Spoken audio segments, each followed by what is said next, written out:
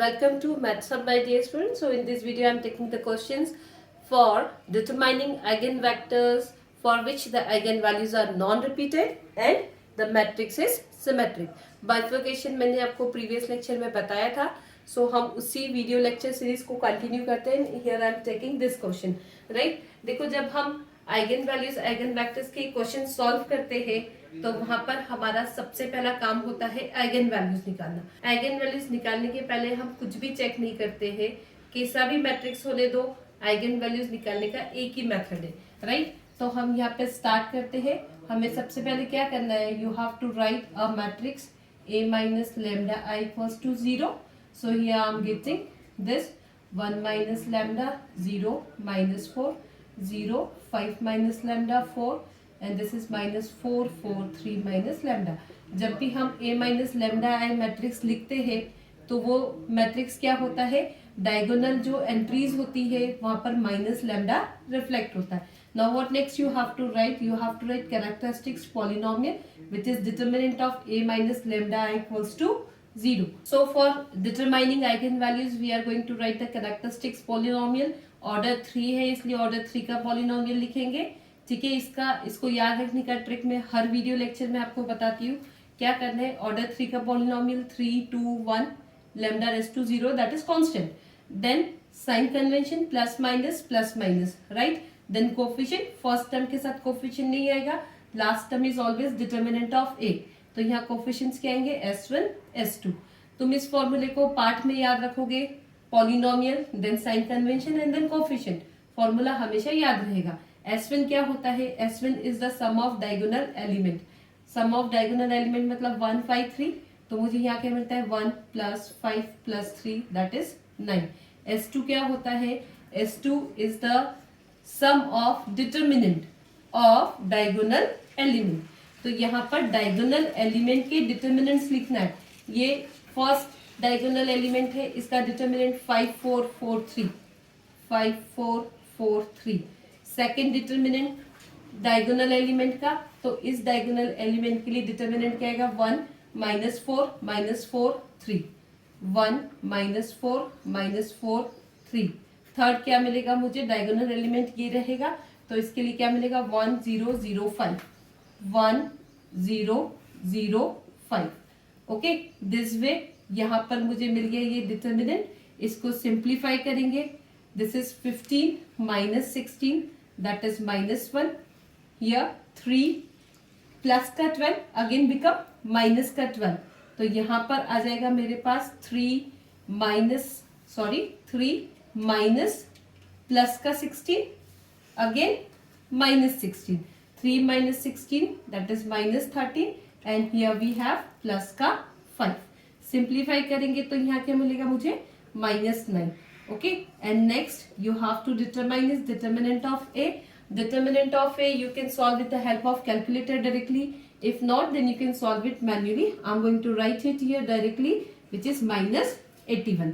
Now what you have to do, you have to put all these three value S2 determinant of A and S1 in the given equation and get the roots of lambda, which are nothing but the eigen values.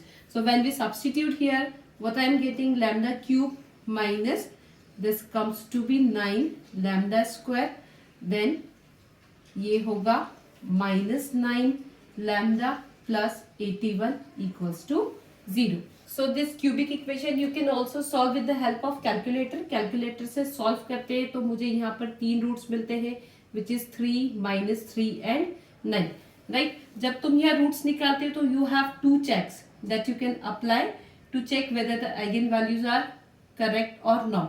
तो first check क्या है, sum of eigen value is equals to sum of diagonal element. Sum of eigen value कितना मिल रहा है मुझे, 3 से 3 cancel 9 and sum of diagonal element is also 9. दूसरा चेक क्या है, product of this eigen value is equals to determinant of A. Product कितना मिलता है, -9 मल्टीप्लाई 9 इज माइनस का 81. डिटरमिनेंट भी कितना है -81. सो दिस वैल्यू और करेक्ट. अब देखो, जब भी तुम्हें नॉन रिपीटेड आइगन वैल्यूज मिलती है वहां पर कोई चेक नहीं लगाना है.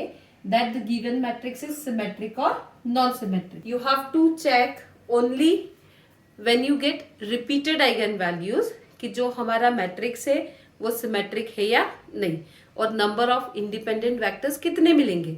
लेकिन नॉन रिपीटेड है, नहीं करना है। फिर क्वेश्चन आता है कि फिर हमने यहाँ स्पेसिफाई क्यों किया कि non repeated eigen values in symmetric matrix के लिए आइगन वेक्टर्स निकाल। तो द थिंग इज, जो सिमेट्रिक मैट्रिक्स होता है उसकी एक प्रॉपर्टी है। वो क्या प्रॉपर्टी है कि सिमेट्रिक मैट्रिक्स के जो वेक्टर्स मिलते हैं वो ऑर्थोगोनल टू ईच अदर होते हैं। ऑर्थोगोनल मतलब perpendicular. If two vectors are perpendicular to each other that means dot product is 0। लेकिन यहाँ पर वो प्रॉपर्टी ऑटोमेटिकली सेटिस्फाइड होती है। मतलब जब तुम डिस्टिंक्ट आइगन वैल्यू के लिए आइगन वेक्टर्स निकालोगे as the given matrix is symmetric matrix, तो जो मुझे वेक्टर्स मिलेंगे वो ऑर्थोगोनल टू ईच अदर होंगे। हमें चेक करने की जरूरत नहीं है, but for you I am going to check it so that you will come to know. Symmetric matrix है तो vectors is always perpendicular to each other. Okay, so what next we have to do, we have to solve further to determine eigen vectors. Eigen vectors के लिए हम यहाँ सबसे पहले formula लिखेंगे which is a minus lambda I multiply x equals to 0. Here this comes matrix 1 minus lambda 0 minus 4 0 5 minus lambda 4 minus 4 4 3 minus lambda. Okay, and here we have x1 x2 x3 equals to 0. अब यहाँ क्या करना है, मुझे eigen vector निकालना है for this 3 values. कौन सी 3 values के लिए निकालना है, 3 minus 3 9। So consider the first one, consider lambda equals to 3। तो यहाँ हम जहां जहां पर लैम्डा है वहां 3 रखेंगे। 1 minus 3 minus 2 rest is same, here 0 5 minus 3 is 2 rest is same, and here we have minus 4 3 minus 3 is 0, and here x1 x2 x3 equals to 0। देखो जब भी आइगन वेक्टर्स निकालना है, तो रूल क्या है, never consider 2 identical equation for determining vector, right. तो हम यहाँ पर 2 इक्वेशंस लेंगे जो आइडेंटिकल ना हो। अब वो कैसे पता लगाओगे, तो यहाँ फर्स्ट इक्वेशन में 2 0 4 है, यहाँ 0 2 4 है, यहाँ 4 4 0। जीरोस मुझे माइनस साइन कॉमन लेंगे, 2 कॉमन लेंगे तो भी मुझे कोई भी रो आइडेंटिकल नहीं मिलती है। तो जब भी रो आइडेंटिकल नहीं मिलती है उसके इसमें क्या करना है, you can consider any 2 row for determining eigen vector. So here I am considering first 2। तो मुझे यहाँ क्या मिलता है, by multiplication of this -2x1 plus 0x2 minus 4x3 equals to 0, and the next I am getting 0x1 plus 2x2 plus 4x3 equals to 0. So this way I am taking 2 row. Why not 3? You can consider first 2, last 2, first and third. It's only up to you, right? उससे eigen vector में कुछ भी change नहीं आता है। अब Cramer's rule क्या बोलता है, by Cramer's rule x1 this is minus x2 and this is x3। Determinant लिखेंगे, x1 को हाइड किया, this become 0, this is -8 minus plus का 8। ओके, देन नेक्स्ट के लिए x2 हाइड किया, this is -8 and this become 0, so this comes -8। now this height, so this is -4, this become 0। Okay, ये minus से minus cancel. जो denominators है यही हमारे आइगन वेक्टर्स है। तो यहाँ पर आइगन वेक्टर से x1 वो मुझे क्या मिलता है, 8 8 -4।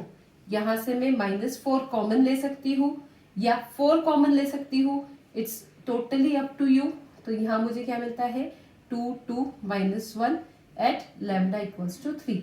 This is the first eigen vector at lambda equals to 3. Now the eigenvector at lambda equals to -3.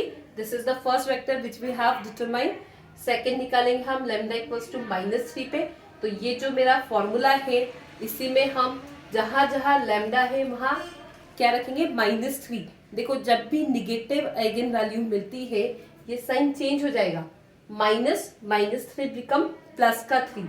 यहाँ पर भी बहुत सारे स्टूडेंट मिस्टेक करते हैं, वो एज इट इज -3 कंसिडर करते हैं, पर यहाँ साइन चेंज नहीं करते.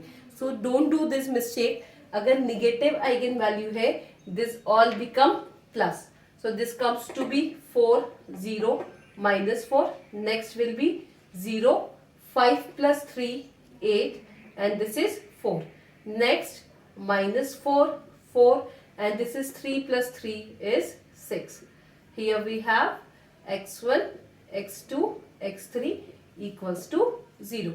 Again you need to check whether the equations are identical or not. So what we can see here, equations are not identical. 4, 0, 4 है, यहाँ पर 0 है, यहाँ पर 6 है. 2 कॉमन लेते हैं, 4 कॉमन लेते हैं, तो भी कुछ भी आइडेंटिकल नहीं मिलता है. So again you can consider any of the 2 equation for getting eigen vectors. तो यहाँ again I am considering first 2 equations.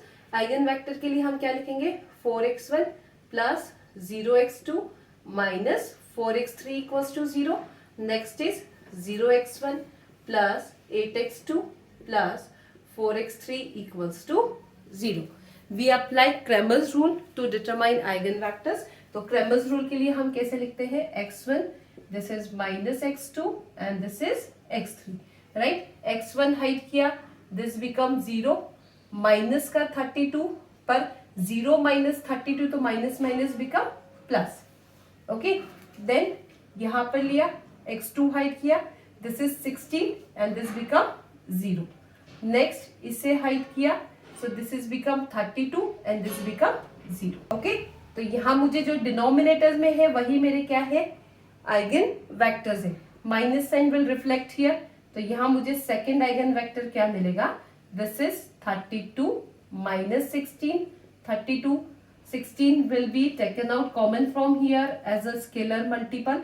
So this comes 2 minus 1, 2 at lambda equals to -3. Similar हम डिटरमाइन करेंगे eigen vector for the third eigen value which is lambda equals to 9. Okay, lambda equals to 9 के लिए फिर से क्या करना है, तुम्हें यहीं पर वैल्यू सब्स्टिट्यूट करना है. So now eigen vector for lambda equals to 9. यहाँ जहां जहां लैम्डा है वहां 9 रखेंगे. 1 minus 9 minus 8, 0 minus 4, this is 0. 5 minus 9 that is minus 4, 4. Next is minus 4, 4. 3 minus 9 is minus 6. Again you can see that there is no identical equations. You can consider any 2 equations. So again I am considering first 2 equations. तो यहाँ मुझे क्या मिलता है, minus 8x1 plus 0x2 minus 4x3 equals to 0, and here we have 0x1 minus 4x2 plus 4x3 equals to 0. फिर से Cramer's rule apply करेंगे. x1 this is minus x2 and this is x3, right? यहाँ first hide किया, this become 0, this is plus का 16 again become minus का 16. Middle hide किया, this is minus का 32, this become 0.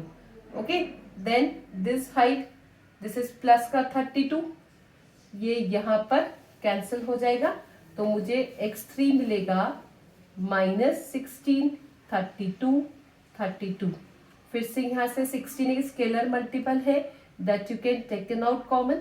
So I am getting here the vector is -1, 2, 2 at lambda equals to 9. ये जो scalar multiple हम common लेते हैं, ये क्या होता है, इसका ट्रांसफॉर्मेशन शो करता है, और ये जो वेक्टर आता है this we call base vector.